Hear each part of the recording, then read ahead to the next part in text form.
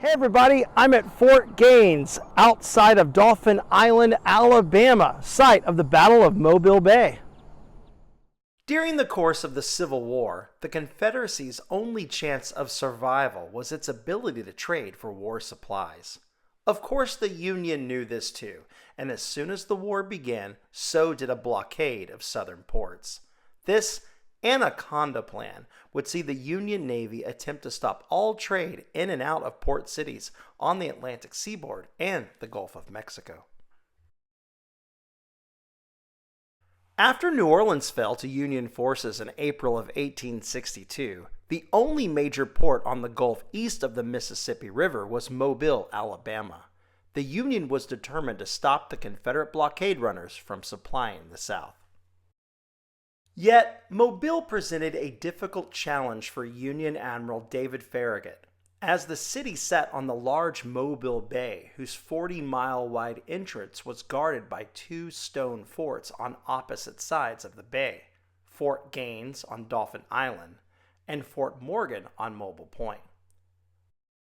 The forts were originally constructed after the War of 1812 to protect the bay from foreign invasion. It wasn't until 2 years after the fall of New Orleans that Farragut finally got the go-ahead to assault the bay. On August 5, 1864, Farragut ordered 18 Union Navy ships, 4 of which were ironclad warships, to attack the bay. The Confederate Navy also had an ironclad defending Mobile, the CSS Tennessee, along with smaller gunboats. Between Fort Gaines and Fort Morgan, the Confederates placed sea mines in the shallow waters that would explode if they came in contact with the Union attackers.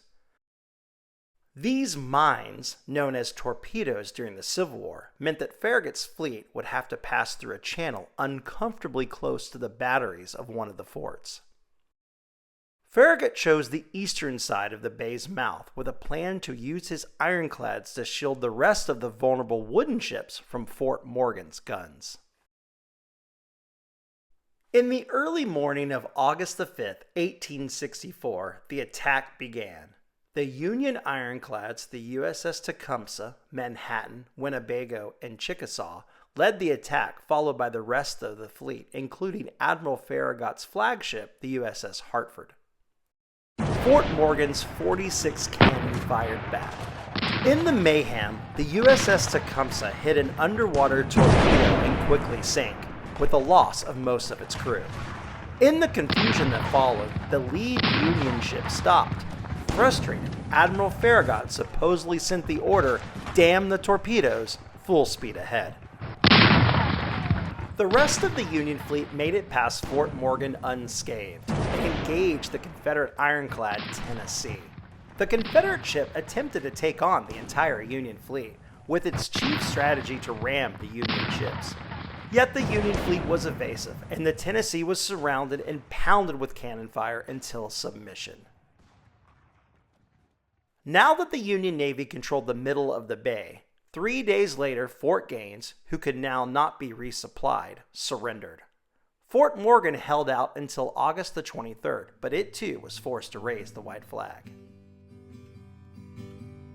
The city of Mobile would not surrender for another 8 months, but after the Battle of Mobile Bay would no longer serve as a port of supply for the Confederacy.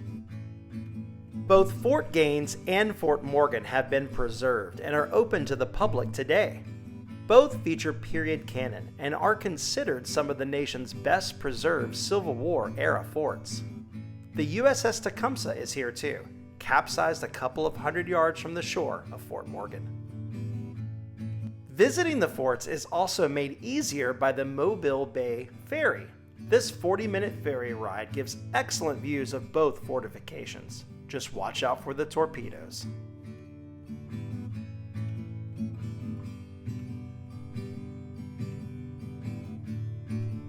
So come to Fort Gaines and Fort Morgan. It's one of the best places in Alabama.